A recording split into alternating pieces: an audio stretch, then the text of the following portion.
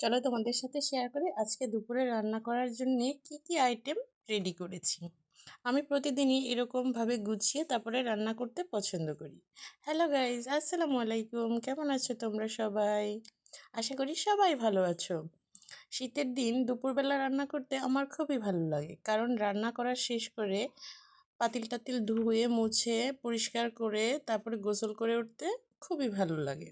আজকে দুপুরে রান্নার জন্য পাতাকপি ভাজি কুটে নিয়েছি, আর নিয়েছি পেঁয়াজ কুচি, পেঁয়াজ কলি, কাঁচামরিচ, সাথে নিয়েছি মিষ্টি কুমড়া।